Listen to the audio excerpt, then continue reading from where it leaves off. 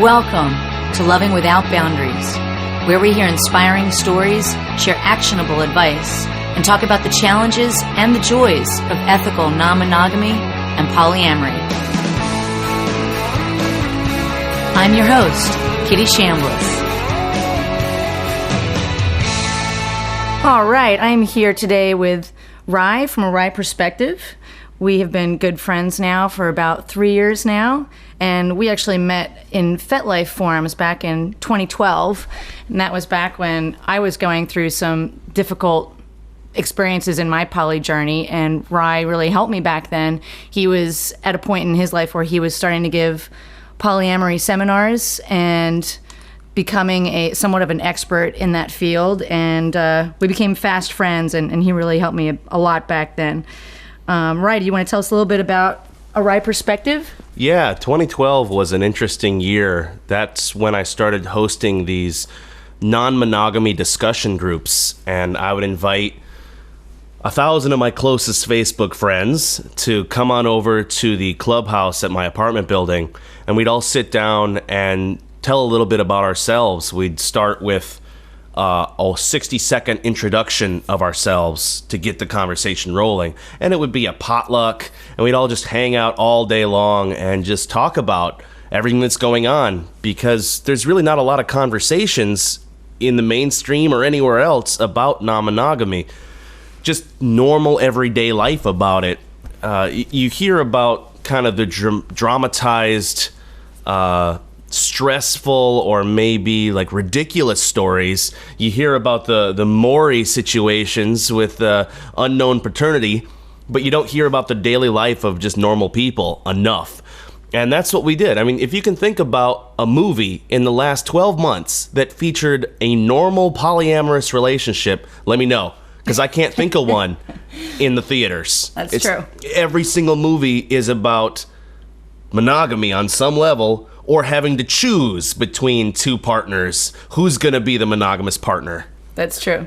Yeah, a lot of times when I go to the movies and you see what another blogger talks about, the relationship escalator. Have you heard that term? Yeah. So the relationship escalator, for those who aren't familiar with the term, is the traditional path that we're all more or less taught by society and religion and our parents to take, which is you date with the ultimate goal that you're going to find that one perfect person, and the end goal is to get married and stay with that person for the rest of your life.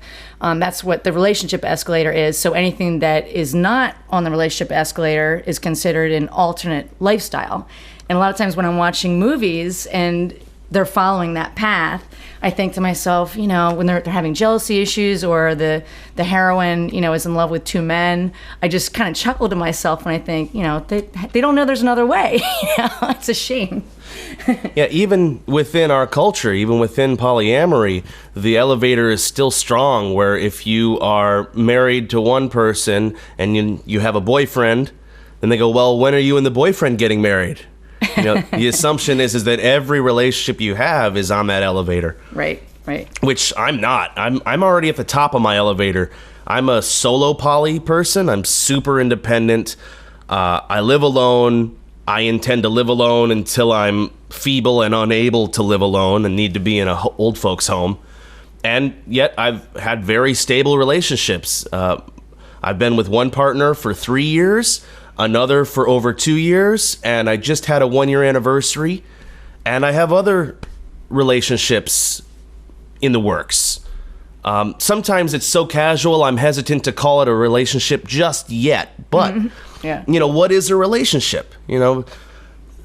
I think that we have a tendency to label only the most serious of connections, the most long-term connections, as relationships, but from the earliest days, once it becomes some kind of regular, predictable schedule, like, oh, we're seeing each other once a week, every week for the last few months, I'm going to call that a relationship. Absolutely, yeah. Yeah, and for me, I came at it in a slightly different way, in the sense that at first I was on the relationship escalator and I thought that's what I was doing, but I always knew that something didn't feel quite right. And also I was a serial cheating monogamist. So I kept, having a relationship, but it would always overlap with another relationship, usually by me cheating on guy number one with guy number two. So I always had a guy waiting in the wings, and eventually it just started to not feel right. Like I wasn't being ethical, I was lying, and I wasn't happy about that. And by the time I met my now husband, we both found out that we were both former cheaters, and we decided, hey, we knew of the concept of open relationships, but we didn't know anything beyond that. I'd never heard of the term polyamory yet. So when we met and fell in love, and certainly we're on a relationship path of possibly leading to marriage, we just decided that we were going to define how our relationship worked on our own terms, and then later we decided we were going to have our marriage work on our own terms. So we just wrote our vows and saying, I'm going to love you till death do us part, but also we didn't have any of the ball and chain, I forsake all others type of language in our vows. So to this day, we're still honoring all of our vows.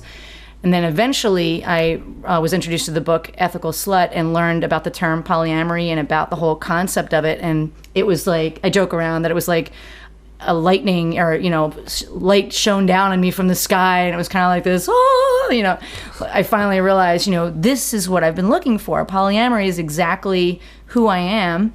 And that's exactly what I want. And then we just slowly went down that path. And so for me, at this point, I've been with my husband for about 12 years, married for about 8 of them. And I've been with my boyfriend for almost 5 years. And that's how I kind of structure my polyamorous lifestyles. But there's certainly long-term relationships. So I was curious, what would have led you originally to ethical non-monogamy in your life? Or how did you also know that you were polyamorous? When I was in high school, I realized that I was moving away across the country from Florida to California at 18. And I knew that I was already in a relationship, and we had to decide, are we going to get more serious with this for the next 10 months and then me move away? Or are we just going to be in denial and just continue to be friends and give up hope on all that? Is it a chosen pain or a unrequited love? And so we chose the pain, and we went ahead and got serious during my senior year of high school, and then I moved away, knowing that when I moved away, we were going to break up because neither one of us wanted to do long-distance serious relationship. Right. Of course, we were just deluding ourselves and in denial that you can't just cut off your emotions. And so what ended up happening is we were still in a relationship. We were just not in a lot of physical contact after I moved away.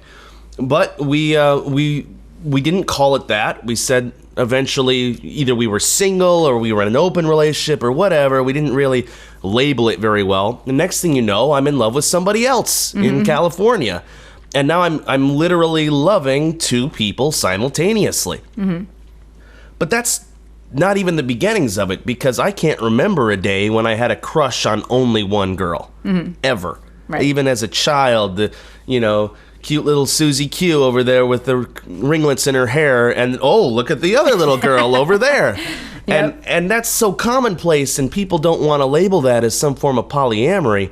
But in my definition of it, it's your ability, not actually the action, but the ability to have loving emotions towards more than one person simultaneously. And then beyond that, we've built a whole culture around that concept. There's a lot of people that love multiple people simultaneously, but don't subscribe to the idea of polyamory, or maybe they feel shame about that. I certainly did at the time, and certainly those 2 girls, they shamed me at the time. How could I do this to them? How could I deceive them? I didn't deceive anybody. I was single and so free to do whatever I wanted, right? Exactly. And for years, that's what I did. After a couple of serially monogamous relationships, I decided to be single for a few years, and every time I fell into the same pattern. I'm inherently a boyfriend. It's what I do. I can't not be a boyfriend. And I end up being a boyfriend to whoever I'm dating, whoever I'm casually seeing, I end up becoming their boyfriend.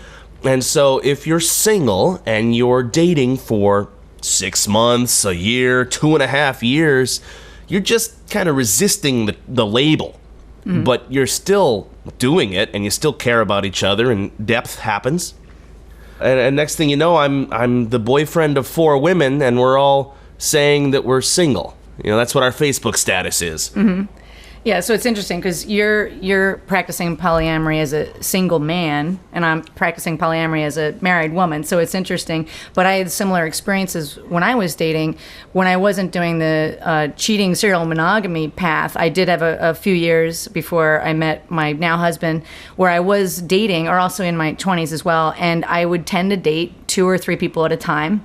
The only difference was I wasn't necessarily having sex with all of them back then because I grew up Catholic, and in my mind that was wrong. So, Right. and I couldn't wrap my head at that time around having multiple sex partners. That just seemed very wrong to me. But I was still dating usually about 3 people at a time, and there was a period of my life where I thought, I really enjoy dating 3 people at a time because I get something from person A that fulfills me in my life and we really connect on, and I get something from person B that fulfills me and we connect on, and so on. And it really made a lot of sense to me. So that's partly when I discovered polyamory. It was such an epiphany because it feels so natural to me. And so that was one of the other questions I was going to ask is, for me, I feel that polyamory is both who I am inside, the way a gay person feels that they just are simply born gay. I feel like I was born to have polyamorous inclinations, but I also feel for me it's a choice. I'm actually choosing very consciously to live a polyamorous life because it's not a very easy choice to make, so I very consciously choose it. So I want to ask, how does that feel for you? Does it feel like it's a choice or something that you inherently are? What do you think about that? Well, I think that all actions are choices, but emotions are not choices. And so you can choose to act on your inclination, or you can choose to restrain yourself.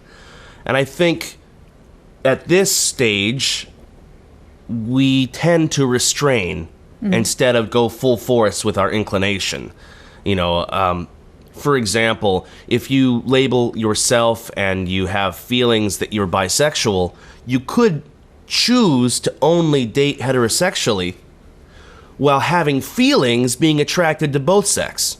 And so in that way, your behavior is a choice, but who you are is not. And I would put the majority of people in the polycurious category, somewhere where they've considered it and they've had maybe temptations, but maybe not acted on it yet, or ever. Right. You could just choose to ignore that side of you forever. I personally am polyamorous to my core. I can't help it. It's who I am. And behaving any other way is painful to me. It hurts. I don't have a choice, really. Like, I can wait a little while, but every time I was in a monogamous relationship, and I've been in some very successful ones, a year, 2.5 years, I've been very happy during that time, I still felt caged. It was just a constant battle with myself, and then judging myself, going, well, if I care and I love this person so much, how am I so interested in this new person? And now that conflict is completely gone. I have no issue, loving multiple people and still having eyes for others. Partly because I've got words for it now. Having that vocabulary and having a shared experience and having community around me that justifies and destroys all those negative connotations, that helps a lot. Community's the shortcut. Yeah, I completely agree, because when I first went down this path, it was partly scary because I didn't know anyone else doing it, so I didn't know who to turn to for advice. And that's partly when I decided to start this Loving Without Boundaries blog, which was actually maybe 6 months after you and I had met. And I didn't realize it at the time. I created the blog to kind of sort through my feelings with an audience, because I tried to journal to work through my feelings, and I just didn't find any continuity with it. And I found that by blogging, having an interaction with the audience, and unwittingly what I was doing, but I didn't know it, was creating community. Yeah. And I've created this really wonderful community that just keeps growing, and also have achieved one of my goals, which was just to create more awareness out there, because I'd wished when I was younger that I knew about this, but no one was talking about it. No one was doing it that I knew of. So it was such a relief once I started to find that community and have other people to talk to about it. And they were also going through the same things I was I was going through, where they were also looking for other people to talk to, other people to learn from. And that is just such a relief to also know that, you're not doing anything wrong as long as you're being ethical and honest and forthcoming with the people that you're dating. And again, it just feels so natural to me. So that is really nice. Consent is king. And a lot of what defines this wrongness is deceit, lies of omission, all the things that go under the label of cheating. Mm-hmm. And it's not cheating if you're agreeing to it. Right. If your partner's agreeing to it. One of the ways I avoided all this stuff back when I didn't have community, when I was reinventing the wheel, when I was exploring myself and also setting my own boundaries and insistencies, I think I coined a word. That's not a word. Is that this is what I'm going to do. Are you down? Because this is what I'm doing. Right. You can join my party or you can go to some other party. Exactly. But I'm having a party and I'm inviting you. Yeah. And I did that largely by remaining single. And people could understand that. The mainstream really understands non-monogamous singlehood. Yeah. They get that. You went on a date with 3 different people this week. Great. So you're just dating. That's fine. Everybody can deal with that. And when I was explaining this to girls, I would tell them, look, I'm single. I'm going to stay single. I'm seeing other people. Want to let you know that you're not the only person I'm having sex with. Mm-hmm. And then we would never talk about it again. And then 6 months would pass. And sometimes they would grow the assumption that somehow those other lovers had faded into the background. Right. Because their other lovers faded into the background. And that's where I'd start to run afoul of things. Yeah. And then once a year, my birthday would roll around. And now we got a big problem. Because I've got 4 women who I'm deeply involved with. I've been having sex with one for 6 months, another for 3 months, another for 2 years, whatever. Yeah. And they all expect an invitation to my birthday party. Right. And for me to invite them all is inviting a massive amount of chaos into my life. Yeah. And so one year I had to just say, look, this is what I'm doing. This is the party I'm throwing. Everyone on earth is invited to my party that cares about me and I care about them. Yeah. And I don't want to, count anybody out or uninvite any of you. Mm-hmm. But if you want to opt out, that's your choice. Mm-hmm. My choice is to invite you all. Your choice is to either deal with that or not. Yeah. That was a turning point. Yeah. My birthdays. No, and I think that's really interesting that you brought that up, because when you and I had met was when I was having difficulty, and it really touches on what you just spoke about, which is I was dating my boyfriend and we'd been together for a few years and he'd been dating other women. And one of the reasons you and I started talking was the woman that he was dating at the time. At first, he was very open with her and told her that he was seeing me, a married woman, and, it was a polyamorous relationship. And she said that she was down with that and understood. But as they continued to date, she started to want his other relationships, including me, to go to the background, just like you said. And I think people have a tendency to, whatever you want to call it, jump on that relationship escalator or just assume that they're going to be number one. And she started to say things to him like, she's already got a husband, because you don't have to deal with things like that. She's already got a husband. Why is she seeing you? That seems really greedy. You get called greedy. And she wanted him to break up with me. And it started causing all this drama in our relationship. And what was weird too is she refused to even be in the same room with me or really acknowledge that I existed. Yeah. But I was still feeling the drama through my boyfriend. Like, when she would call or, she would throw tantrums. So you're still dealing with that drama. And what you helped me work through was some of those emotions surrounding that. But also you explained to me that when in your own life, when you started to see that tendency to come up, you would just kind of drop those people like a hot potato because they weren't fitting into the way you wanted your world and your relationships to work. And once you started to have the strength to do that, and you also have to figure out how to do it gently, because you're not trying to hurt anybody's feelings, but you're also trying to protect your own environment and your own relationships. And once you started to be able to recognize that and take those people out of your circle, that really helped you. And that's eventually what did happen for us too, is that woman is no longer in our circle. And ironically, we've heard through the grapevine that she's polyamorous now. But the lady doth protest too much. Exactly. But things have been a lot calmer. So it's also, I think, a skill set that I found that I had to learn, and I think you did too, was learning how to recognize the red flags. You know, when somebody just is not really listening well to what your desires and your interests and who you really are is, and they're trying to change you or change the situation and creating their own suffering. But by creating their own suffering, they're creating drama and suffering for the other people. So that was a really interesting time for me. So I have to thank you for helping me through that period. You're welcome. Yeah. There are so many people who fall in the monoamorous category, and yet they will date multiple people simultaneously because they're not actually in love with any of them yet. And they'll be comfortable with those partners dating multiple people because, again, they're not in love with them yet.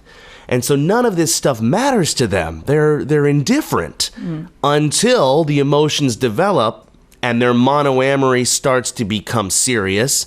And that's when they start to become more and more possessive. And they feel that if they are in love, then you should be in love. And that means that you're both going to be monoamorous together. And that can manifest in a lot of different ways. For example, swingers tend to be monoamorous. They have their main hierarchical primary partner that they're in love with, and then they have their fun outside of that. Mainstream dating is really similar. They're just playing around, and it's all casual dating and hookups and one-night stands, and we're seeing each other until the talk happens. And that's where suddenly there's a whole new set of rules that gets laid down. But even beyond that, if you look at monoamory versus polyamory, I see them more as a spectrum. And I think people tend to follow somewhere in the middle more than at the poles.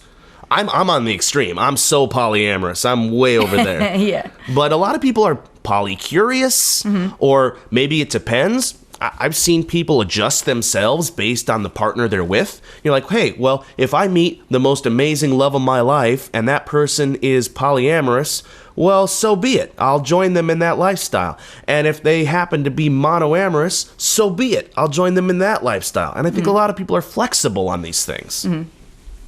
That's interesting. So that's kind of like along the lines we were talking earlier about the spectrums of relationships. Yeah. You want to talk a little bit about that? I call it the political science of your relationship. And you can break these things down into so many different spectrums. One of the things that really bugs me is when people try to compare and contrast polyamory versus open relationships as if they were polar opposites. And they're not. They are different cultures. They are different ways, but they're not actually proper antonyms. What would be proper is polyamory versus monoamory. That is, many loves versus one love. And then the other spectrum would be open versus closed. You can have a polyamorous closed relationship, such as a triad, or you could have a monoamorous open relationship, which might look like swinging, or it might look like marriage plus casual sex and one-night stands. So those things are not polar opposites. And you can keep going on with these various spectrums. For example, communication can be a spectrum. There's the don't ask, don't tell style of communication. And then there is extreme transparency with zero privacy. I know successful couples that fall into both of those camps. I've done most of that. I can't deal with no privacy. Like, don't touch my phone. Don't log into my Facebook. You don't get passwords to nothing. I need my privacy. But I can be comfortable answering any question you ask me. So that's my transparency. Volunteering all the necessary information. But I know couples that take it to the extreme, and they do have those Facebook passwords and email passwords, and they check every text message, and they call that trust, because every bit of communication that they have with the outside world is an open book, literally. I can't deal with that. I've done the don't ask, don't tell, where we say at the top of the relationship, hey, this is what's going on. I'm seeing other people. Let's never talk about it again. There's pros and cons of it all, and that's the extremes. What I'm currently doing is somewhere in the middle. leaning toward transparency. Yeah, I agree. Thank you so much for listening, and I hope you enjoyed today's episode. Don't forget to visit the website, resources, and blog, lovingwithoutboundaries.com, sign up for the email list, and subscribe in iTunes and Stitcher. Go forth and love. We'll talk to you soon.